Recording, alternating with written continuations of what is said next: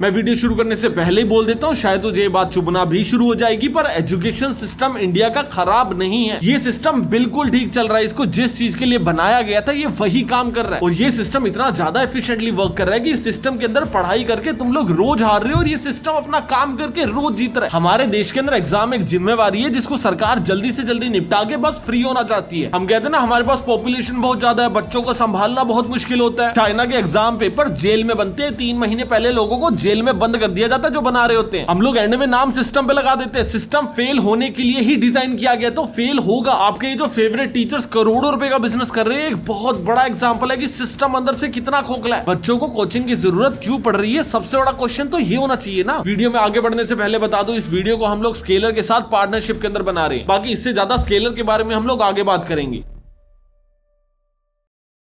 अभी नीट के एग्जाम के ऊपर इतना ज्यादा हंगामा हुआ क्या था? किसी एक बंदे ने डिसाइड किया कि मैं 15 लाख रुपए लेके नीट का पेपर लीक कर देता हूं। अभी तेरा डॉक्टर बनने का सपना, जो तू 2 साल से मेहनत कर रहा था, एनसीईआरटी और गेस्ट पेपर्स को अपनी पूरी दुनिया बना रखी थी, वही एक गेस्ट पेपर के अंदर पूरा पेपर लीक हो गया। और ये कोई छोटा मोटा गेम नहीं था, सीबीआई इन्वॉल्व हुई। उसके बाद राजस्थान के सिक्कर के अंदर सैकड़ों लोगों को पुलिस ने उठा लिया। और सबसे शर्मनाक चीज पता है क्या? एक कोचिंग इंस्टीट्यूट के मॉक टेस्ट के 42 क्वेश्चन आए थे, और ये सारी चीज का रिजल्ट क्या हुआ? 24 लाख बच्चे जो इस पेपर को देने वाले थे, उनका एग्जाम कैंसिल कर दिया गया। एंड इसको ना लोग काफी पॉजिटिवली देख लेते हैं कि यार एग्जाम दोबारा करवाया तो जा रहा है, दोबारा सरकार फीस थोड़ी ले रही है, कोई बड़ी बात थोड़ी है। अभी जो दोबारा एग्जाम हो रहा है वो 1 महीना डिले कर दिया गया। कौन लेगा 1 महीने की और टेंशन? एक बच्चा जो डिसिप्लिन के अंदर पिछले कई महीनों से पढ़ता आ रहा है, सिर्फ नीट के एग्जाम के लिए दोस्तों से कट ऑफ हो चुका है, इंस्टाग्राम नहीं चलाता है, परिवार से बात नहीं करता और सिर्फ पढ़ता है, वही टॉर्चर वो 1 महीना अभी और करेगा। और क्यों करेगा? इसलिए नहीं क्योंकि वो एग्जाम में फेल हो गया, सरकार फेल हो गई पेपर लेने में। सिर्फ 15 लाख रुपए के अंदर पेपर बिक गया। और ये चीज पहली बार नहीं हुई है, ये तुम्हें पता होगा, पर ये आखिरी बार भी नहीं हुई है, ये भी बता देता हूं। हमारा सिस्टम इतना खोखला है ना, जिसको जब मैं एक्सप्लेन करूंगा तब तुम्हें समझ आएगा। पिछले सिर्फ 5 सालों के अंदर इस देश के अंदर 48 पेपर कैंसिल हुए हैं, और वो भी 16 अलग अलग स्टेट्स के अंदर। 1,51,00,000 बच्चे इफेक्ट हुए हैं इससे। 1,51,00,000। ये बच्चे कोई स्टेडियम नहीं पढ़ते हैं, पूरा शहर भर सकते हैं, इतने सारे बच्चे हैं ये। तुम बिहार को देखो, बिहार का 10वीं का पेपर पिछले कुछ सालों में 6 बार लीक हो चुका है। कोलकाता के अंदर तो बोर्ड का पेपर पिछले 7 सालों में 10 बार लीक हो चुका है। वहां पे तो अभी इस चीज की न्यूज भी नहीं बनती, उनके लिए तो हैबिट हो चुकी है। और यही एग्जाम लीक का जो गेम है, ये 2024 के अंदर भी हुआ था। उस टाइम पे पेपर 30 से 50 लाख रुपए का बेचा जा रहा था, बस अभी रेट टूट चुके हैं। अभी 15-15 लाख में बिक गया। अभी थोड़ा इजीली एक्सेसिबल था। जहां सिस्टम स्ट्रॉन्ग होना चाहिए था, जहां प्राइस बढ़ना चाहिए था, वहां पे सिस्टम वीक हो गया। और 2024 के अंदर तो सुप्रीम कोर्ट ने खुद बोला था कि कम से कम 155 बच्चों को डायरेक्ट बेनिफिट मिला है पेपर लीक से। तो ये जो पूरा का पूरा लीक का सिस्टम है ना, इसको एज ए एक्सीडेंट देखना बंद करो। 5 सालों में 48 बार लीक हो गया। अगर ये एक्सीडेंट है तो पहले ड्राइवर चेंज करो। और जिनको नहीं पता ये पेपर लीक कैसे हो जा रहे, सबसे पहले पेपर का ना पूरा सिस्टम समझो कि बनता कहां है और तुम तक पहुंचता कैसे। ऐसे कोई हैकर्स नहीं बैठे हैं नीट के पेपर के लिए जो लीक कर दे रहे हैं। पहले इन पेपर्स को प्रिंटिंग प्रेस के अंदर छापा जाता है। तो 2024 के अंदर क्या हुआ था? यूपी का आरओ पेपर प्रिंटिंग प्रेस से ही लीक हो गया था। बिहार के टीचर रिक्रूटमेंट का पेपर भोपाल के प्रिंटिंग प्रेस से लीक हो गया था। सेम चीज कोलकाता के अंदर भी हुई थी। जो आदमी पेपर छाप रहा है वही आदमी आगे बेच भी दे रहा है। बट अगर कैसे ना कैसे करके तुमने यहाँ पे पेपर्स को प्रिवेंट कर लिया तो अगली स्टेज के ऊपर लीक हो जाता है। फिर जैसे ही पेपर छप जाते हैं, इनको एग्जाम सेंटर तक लेके जाया जाता है और बीच में ट्रांसपोर्ट के अंदर लीक हो जाते हैं। बीपीएससी का पेपर भी ऐसे लीक हुआ था। जो लोग पेपर्स को लेके जा रहे थे, उन्होंने रास्ते में गाड़ी में ही खोल लिया और देख लिया क्या क्या लिखा हुआ है। जब तक गाड़ी सेंटर के ऊपर पहुंची, क्वेश्चन पेपर छोड़ो, उसके जवाब भी तैयार हो चुके थे। बट अगर रास्ते में भी आपने बचा लिया तो जैसे ही पेपर सेंटर तक पहुंचेगा तो उसको गोडाउन में रखा जाएगा। और यहाँ से भी पेपर लीक हो जाते हैं। यूपी पुलिस कांस्टेबल का पेपर यहाँ से भी लीक हो गया था। अहमदाबाद की ट्रांसपोर्ट कंपनी के एक वेयर हाउस से लीक हुआ था। लोग ताला तोड़ते हैं, पेपर लेके निकल लेते हैं। और अगर आपने यहाँ तक भी बचा लिया तो एग्जाम सेंटर से पेपर लीक हो जाते हैं। जिस कमरे में एग्जाम दिया जा रहा है उसी कमरे से लीक कर देते हैं। सेम चीज जयपुर, प्रयागराज और बहुत जगहों पे हो चुकी है। कोई एक स्टेज नहीं है जहां पे आपको प्रिवेंट करना पड़ेगा या फिर प्रिकॉशन लेने पड़ेंगे। हर जगह पे पंगे हैं। कभी कभी जो पेपर बना रहे होते हैं वो लीक कर देते हैं, बनने के बाद छपने के टाइम पे लीक हो जाता है, छपने के टाइम पे ट्रांसपोर्ट के बाद वेयर हाउस में, वेयर हाउस के बाद सेंटर्स पे भी लीक हो रहा है। ये पूरा का पूरा एक सिस्टम है जो पूरा का पूरा करप्ट है। और अभी तक जितनी भी हमने बात करी, हमने ये चीज समझी कि पेपर लीक एक बहुत बड़ा इशू है। बट अगर तुम लोगों को लगता है कि पेपर लीक एक ओनली इशू है तो तुम लोग खुद प्रॉब्लमेटिक हो। क्योंकि पेपर लीक को ना तुम लोग एक टिप ऑफ द आइसबर्ग समझो। दिखता बहुत बड़ा है पर है बहुत छोटा। पेपर देना तो बहुत दूर की बात है, प्रॉब्लम उससे बहुत पहले ही शुरू हो जाती है। इंडिया अपनी जीडीपी का पता कितना एजुकेशन के ऊपर स्पेंड करता है? सिर्फ और सिर्फ 2.7%। और हमें स्पेंड कितना करना चाहिए? कम से कम 4%। और ये नंबर आज के नहीं है, 1964 में डिसाइड किया था कि 4% स्पेंड करेंगे। आज तक नहीं कर पाए हैं। सरकारों का गेम नहीं है, नियत का गेम है। कोई भी सरकार नहीं कर पाई है। अभी थोड़ी देर क्या करते हैं, इस डिप्रेसिंग बात को ना साइड में रखते सकते हो। और मैं तुम्हें वो दिखाता हूँ जो ये सारी चीज के बिल्कुल ऑपोजिट है। जहाँ पे हमारी गवर्नमेंट एक बच्चे के ऊपर 4 से 6 रुपए खर्च करती है, वहाँ पे एक इंस्टीट्यूट ऐसा भी है जो एक सिंगल स्टूडेंट के पीछे गूगल और मेटा के एक्स इंजीनियर्स 2 लाख रुपए महीने की इंटर्नशिप और 4 सालों के अंदर 50 से भी ज्यादा रियल प्रोडक्ट्स लगाता है, जिसका नाम है स्केलर स्कूल ऑफ टेक्नोलॉजी और ये बेंगलोर में है। और इस वीडियो को हम लोग स्केलर के साथ पार्टनरशिप के अंदर क्रिएट कर रहे हैं। और अभी एक इंटरेस्टिंग चीज, इनका ना एक एंट्री टेस्ट है। और अभी तो सोच रहा होगा एक और एग्जाम, एक और रट्टा मारना पड़ेगा। ये लोग तुमसे केमिस्ट्री और फिजिक्स का रट्टा नहीं मरवाते हैं, ये लोग तुमसे सिर्फ मैथ और लॉजिकल रीजनिंग के ऊपर बात करेंगे। क्योंकि कंप्यूटर साइंस एक ऐसी स्किल है जिसके अंदर आपको मैथ्स आना चाहिए, लॉजिकल रीजनिंग आनी चाहिए, ना कि कितनी फुल फॉर्म आती है ये चीज याद होनी चाहिए। आपको एक्चुअली में प्रॉब्लम सॉल्विंग आनी चाहिए। और अगर तुम लोग जेई का एग्जाम भी दे रहे हो ना, मैं फिर भी रेकमेंड करूंगा तुम एक बार इनका टेस्ट दे देना। क्योंकि जिस तरह से इनका टेस्ट डिजाइन है ना, ये तुम्हारा दिमाग चेक करते हैं ना कि रट्टा मारने की स्पीड। और यहाँ पे पढ़ाते पता है कौन है? वही जो गूगल और मेटा जैसी कंपनीज के अंदर एक्चुअल प्रोडक्ट्स बना चुके हैं। और मेंटोर्स के अंदर राजन आनंद है, गूगल इंडिया के हेड रह चुके हैं, ये फोन पे के को-फाउंडर और सीटीओ भी हैं। और ये ना वो लोग हैं जिनसे बात करने के लिए लोग अपनी नौकरियां छोड़ देते हैं। और यहाँ पे फर्स्ट ईयर का बच्चा इनसे सीखना शुरू करेगा। और इनके पहले बैच की ऑफिशियल प्लेसमेंट जो जुलाई से शुरू होने वाली है, उसके अंदर अमेज़न अभी से ही 40 लाख का ऑफर लेके आ चुका है। मेटा ने इंडिया का सबसे बड़ा हैकाथॉन यहीं पे ही करवाया। और ये लोग खुद को ऐसा बिल्डिंग फैक्ट्री बोलते हैं, ना कि एक मार्कशीट फैक्ट्री। बाकी अगर इनके एग्जाम के अंदर तुम लोग इंटरेस्टेड हो तो डिस्क्रिप्शन और पिन कमेंट के अंदर तुम्हें लिंक मिल जाएगा, तुम लोग वहां पे जाके चेकआउट कर सकते हो। बाकी थोड़ी सी बात वीडियो के एंड में भी करेंगे। अमेरिका आज की डेट में भी अपनी जीडीपी का 4% एजुकेशन के ऊपर स्पेंड करता है। और अमेरिका की जीडीपी 30 ट्रिलियन है, हमारी वाली 5 ट्रिलियन भी नहीं है। उसकी जीडीपी इतनी ज्यादा होने के बाद भी वो 4% स्पेंड कर रहा है। और मैंने कुछ लोगों को देखा कि बहुत ज्यादा प्रेज करते हैं कि यार इंडियन एजुकेशन सिस्टम इतना भी बुरा नहीं है। हमारे स्कूल के अंदर फ्री में खाना दिया जाता है। एक मिड डे मील के ऊपर एक बच्चे के ऊपर कितना पैसा स्पेंड हो रहा है पता है? 6 रुपीज 78 पैसा पर डे। एक समोसा इससे ज्यादा महंगा आता है। चाइना के अंदर एक बच्चे के ऊपर 58 रुपीज स्पेंड किए जाते हैं। अमेरिका के अंदर 360 रुपए स्पेंड किए जाते हैं। और हमारे यहाँ पे देख लो सिर्फ और सिर्फ 6 रुपए, उसमें भी स्कैम कर देते हैं। यूपी के अंदर 11 करोड़ रुपए का मिड डे मील से स्कैम हुआ था। 11 करोड़ रुपए, सोचो कितने बच्चों के 6-6 रुपए मारे होंगे कि 11 करोड़ रुपए तक पहुंचे। बिहार के एक स्कूल के मिड डे मील के अंदर कीड़े निकले थे, 50 बच्चों को हॉस्पिटल जाना पड़ा था। एक रिपोर्ट बोलती है कि 25% स्कूलों के अंदर घटिया क्वालिटी का खाना दिया जाता है। 10% के अंदर तो पेस्टिसाइड्स भी मिले हैं। और अभी तुम में से कुछ लोगों को लग रहा होगा कि यार बात एजुकेशन सिस्टम की हो रही है, तुम खाने पे लेके चले गए। ये ना सिर्फ और सिर्फ एजुकेशन का गेम नहीं है, काफी बच्चे मिड डे मील के ऊपर डिपेंडेड है। जब आप बच्चों को न्यूट्रिशियस खाना नहीं देते हो ना, उसका दिमाग प्रॉपर्ली डेवलप नहीं हो पाता है। आज इंडिया के अंदर 3 करोड़ 70 लाख बच्चे स्टंटेड है। स्टंटेड का मतलब होता है उनकी उम्र के हिसाब से उनकी ग्रोथ रुक चुकी है। और एक पैरामीटर होता है जिसके अंदर ये चीज देखी जाती है कि बच्चे की एज के अकॉर्डिंग उसका वेट कितना है। इंडिया के अंदर ये लगभग 18% बच्चों का खराब है। और रिपोर्ट्स बोलती है कि एक स्टंटेड बच्चा 1/3 परफॉर्मेंस देते हैं as compare to other students. उसका दिमाग पहले से ही 2 कदम पीछे से शुरू होता है। पैदा होने के 1000 दिनों के अंदर अंदर बच्चे का पूरा दिमाग बनता है। और उस टाइम पे काफी जगहों में आज की डेट में भी हम लोग उसको ढंग का खाना ऑफर कर नहीं पाते हैं। जिसके बाद आप लोग चाहे 2-2 लाख रुपए की कोचिंग दे दो उस बच्चे को, वो काम नहीं करेगी। और अभी जैसे एक जगह पे मैं तुम्हें ये दिखा रहा हूँ कि हमारा सिस्टम कितना ज्यादा करप्ट है, बट उससे पहले हम लोग थोड़ी सी दुनिया देखते हैं कि इंडिया का एजुकेशन सिस्टम खराब है। ये तो आपने बोल दिया, पर कितना खराब है, क्या चीज खराब है, दुनिया से थोड़ा कंपेयर करके भी दिखाओ ना। तो लो जी कर देते हैं। सबसे पहले चाइना से कंपेयर करके देखते हैं। चाइना के अंदर एक एग्जाम होता है जिसका नाम है गाओकाओ। और वो कोई नीट जैसा छोटा मोटा एग्जाम नहीं है। 1 करोड़ 34 लाख बच्चा हर साल ये एग्जाम देता है। सबसे पहले चाइना के अंदर जो भी एग्जाम पेपर्स होते हैं ना, वो एक स्टेट सीक्रेट होते हैं, जिसका मतलब कोई राज हो गया या फिर आर्मी का कोई टॉप सीक्रेट डॉक्यूमेंट हो गया, इसको वैसे ही ट्रीट किया जाता है। चाइना के अंदर जो लोग एग्जाम पेपर बनाते हैं ना, उनको 3 महीने तक कैद करके रखा जाता है। उनको फोन नहीं देते, इंटरनेट नहीं देते। और अगर घर वालों से भी बात करनी है ना, तो बहुत रेयर बात करने देंगे, परमिशन लेके बात करनी होगी। और जब भी आप लोग बात कर रहे होगे तो सर्विलेंस के अंदर बगल में आपके आर्मी खड़ी होगी जो सारी बातें सुन रही होगी, जिससे आप लोग कोई ऐसी वैसी बात या हिंट देके भी पेपर को लीक ना कर सको। और जब एग्जाम डिसाइड हो जाता है, ये लोग तब बाहर नहीं होते। जब एग्जाम खत्म हो जाता है ना, इन लोगों को तब बाहर आने की परमिशन मिलती है। और पेपर भी इनके जेल के अंदर छापे जाते हैं, हाईएस्ट सिक्योरिटी के अंदर। और पेपर्स को लेके पता कैसे जाया जाता है? जीपीएस से ट्रैक किया जाता है। पुलिस की हाई एंड सिक्योरिटी इसके अंदर लेके जाया जाता है। ऐसे लेके जाते हैं जैसे पैसे ट्रांसपोर्ट कर रहे हो। और जिस दिन इनका एग्जाम होता है ना, उस दिन सारे के सारे एआई मॉडल, डीप सीक, किमी, इन सबको बंद कर दिया जाता है। पूरा दिन एआई मॉडल्स चलेंगे ही नहीं, बैन कर दिए जाएंगे, जिससे अगर एग्जाम पता भी चल गया, किसी को क्वेश्चन पता भी चल गया, तो आंसर ना निकाल सके। जिसके बाद होता क्या, 1 करोड़ 34 लाख बच्चा पेपर दे रहा है और आज तक हिस्ट्री में एक बार भी लीक नहीं हुआ। तभी मैं कह रहा था बस नियत होनी चाहिए, नहीं होते हैं लीक अगर ढंग से करा जाए तो। और अभी फिनलैंड देखो, एकदम उल्टा मॉडल चल रहा है। 18 से 19 साल तक कोई पेपर ही नहीं लिया जाता। और वहां पे जो टीचर्स पढ़ाते हैं वो टॉप 10% स्टूडेंट्स के अंदर आते हैं। हर टीचर के पास कम से कम मास्टर्स की डिग्री होती है। और जो बच्चा पढ़ रहा होता है उसको फ्री फूड मिलेगा, फ्री हेल्थ केयर मिलेगा, पर्क्स दिए जाते हैं पढ़ने के लिए। और खाना यह हमारा देसी मिड डे मील वाला नहीं मिलता जिसमें कीड़े फ्री हैं। और अगर तुम लोग कंपैरिजन के लिए इंडिया को देखोगे ना, हमारा एजुकेशन सिस्टम कहां से आया? 1835 के अंदर मखोली ने बनाया था ये। और बाय डिजाइन ये सिस्टम कैसे बनाया बनाया गया सिर्फ और सिर्फ क्लर्क्स पैदा करने के लिए। ये पूरा सिस्टम सिर्फ वही लोग बनाते हैं जो सवाल नहीं पूछते, सिर्फ ऑर्डर मानते हैं। अंग्रेजों ने हमें एक्सप्लॉइट करने के लिए सिस्टम बनाया था,